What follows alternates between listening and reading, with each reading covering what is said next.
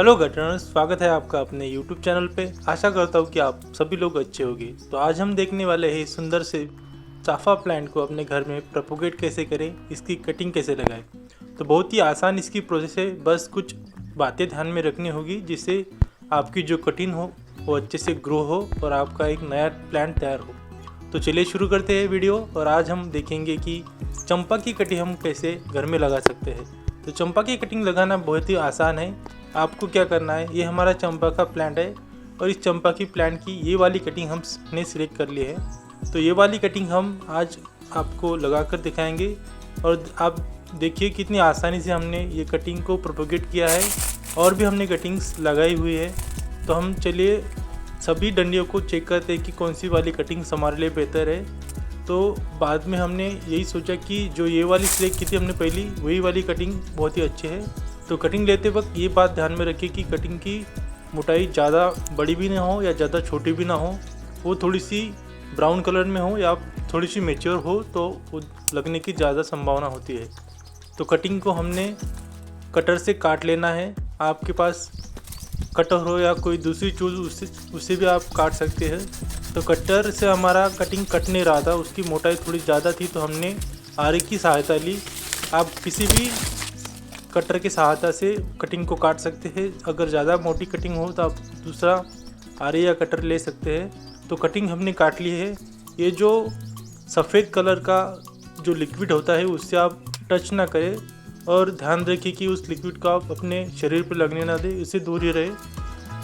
तो हमने कटिंग काट ली है। कटिंग बहुत ही अच्छी है, उसकी हेल्दी है, तो कटिंग लगने के चांसेस बहुत ही ज़्यादा है। तो याद रखिए कि आप चंपा की कटिंग जब भी ले तो अच्छी वाली कटिंग ले। तो अब आती है ये टिप्स की बातें। तो ये टिप्स आप ज़रूर ध्यान में रखिए। तो चंपा की कटिंग लगाने के लिए हमने पहले उसके पत्ते सभी काट लेने हैं, मतलब उसकी जो शक्ति होती है वो उसकी कटिंग में ग्रो होने के लिए तैयार हो जाती है।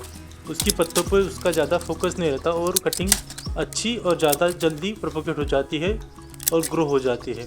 तो सभी पत्तों को हमने काट लिया है। एक एक करके आप सभी पत्तों को काट लीजिए। इसमें से भी वो वाइट वाला जो सफ़ेद कलर का लिक्विड होता है वो निकलता है। तो अभी सभी से महत्वपूर्ण बात है ये कि आपको कटिंग वैसे ही नहीं लगानी है। इस कटिंग को आपको ऐसे ही कम से कम 2 या 1 दिन तो रखना ही होगा, जिससे ये कटिंग हील हो जाए और जो हमने काटा हुआ भाग है वो सूख जाए। तो 2 दिन के बाद चलिए देखते हैं हम कटिंग लगाना। तो 2 दिन के बाद देख सकते हैं आप हील हो गई है कटिंग बहुत ही अच्छे से। अब ये लगने के लिए तैयार है। तो हमने कटिंग को ले लिया है और कटिंग को हम अभी पॉट में लगाएंगे। तो सबसे पहले हमें इसे रूटिंग हार्मोन के तौर पे एलोवेरा का जो एक जेल होता है वो लगाएंगे। आप एलोवेरा लगाइए, आप रूटिंग हार्मोन भी लगा सकते हैं। आपको मार्केट में आसानी से रूटिंग हार्मोन भी मिल जाएगा, जिससे कटिंग की जो लगने की संभावना होती है वो ज़्यादा बढ़ जाती है और कटिंग जल्दी से लग जाएगी। तो हमने प्रोटीन मिक्सिंग में ले लिया है गार्डन सॉइल, 10% कोकोपीट और कुछ हमने पेड़ के पत्ते भी लिए हैं, जिससे कटिंग में ग्रो होने के लिए मदद होगी और पानी उसमें रुकेगा नहीं। तो हमने इसमें गोबर का खाद भी डाला है। अच्छी पॉटिंग मिक्स होना बहुत ज़रूरी है कटिंग को ग्रो करने के लिए। आप उसमें थोड़ी सी रेत भी मिला सकते हैं, जिससे क्या होता है पानी पॉटिंग मिक्स में रुकेगा नहीं और कटिंग ख़राब नहीं होगी और कटिंग जल्दी से ग्रो हो जाएगी। कटिंग कोई भी लगानी हो तो ये बात ध्यान रखिए कि आपका जो सॉइल या पॉटिंग मिक्स हो वो अच्छा हो, जिससे कटिंग को बढ़ने में मदद मिले। आप रूटिंग हार्मोन भी यूज़ कर सकते हैं या आपका एलोवेरा जो सभी के घर में पाया जाने वाला है वो तो आपका एक बेस्ट देसी तरीका है जिसे आप रूटिंग हार्मोन की तरह यूज़ कर सकते हो। तो ये वाली जो चंपा की कटिंग लगाना है वो हमने कटिंग लगा ली है और देख सकते हैं आप कटिंग थोड़ी सी ज़्यादा भारी है तो हमने थोड़ा सा तीरछा कट लगाया है। तो आप ध्यान रखिए कि जब भी आप कटिंग लगाए तो कटिंग का आप सीधा ना रखें, थोड़ा सा टेढ़ा रखें, जिससे कटिंग का ज़्यादा से ज़्यादा भाग लग जाए और कटिंग की लगने की संभावना ज़्यादा हो। कटिंग को हमने इसी में अच्छी तरह से लगा लिया है और लगा लिया है। अब इसको है पानी देने की बारी और इसको हम अच्छी तरह से पानी देंगे। कटिंग लगाने के बाद इसे अच्छी तरह से पानी दे, जिससे पूरी मिट्टी हो वो गीली हो जाए। अक्सर क्या होता है ऊपर से पानी देते हैं और पानी नीचे नहीं चला जाता।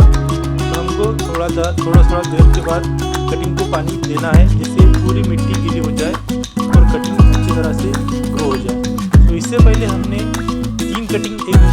लगाई थी जो सक्सेसफुली ग्रो हो चुकी थी, उसे अब घर में फ्लावर पे आते हैं। बहुत ही अच्छी तरीके से ये कटिंग हमने इसी तरह इस मेथड से ही लगाई थी और ये बहुत ही अच्छे से ग्रो हो चुकी है। तो इस कटिंग का जो हम आपको जो रूट हो वो हम अगले वीडियो में आपको ज़रूर दिखाएंगे कि जो इसकी जो रूट्स है वो बहुत ही अच्छे से डेवलप हो चुकी थी और जो कटिंग हमने 3 कटिंग एक बकेट में लगाई थी वो भी अच्छे से ग्रो हो चुकी थी। तो ये कटिंग्स जो भी लगाई है वो इसी मेथड से लगाई कि पहले कटिंग को काट लेना है, फिर इसे 2 दिन हिल होने के रख देना है और फिर बाद में उसे पॉट में लगाना है। तो ये भी हम जो पॉट में लगाई हुई कटिंग है ये भी हमने पिछले महीने लगाई थी। तो देख सकते हैं आप उसके रूट्स आपको बकेट में या पॉट में दिख रहे हैं। तो ये भी कटिंग अच्छे से ग्रो हो रही है। तो आप ध्यान रखिए इस बातों का जो मैंने बताया है। तो आपकी भी जो चंपा की कटिंग होगी वो अच्छे से ग्रो होगी। और कमेंट सेक्शन में ज़रूर बताएं कि आपने चंपा की कटिंग इससे पहले लगाई है या नहीं। ज़्यादा से ज़्यादा वीडियो को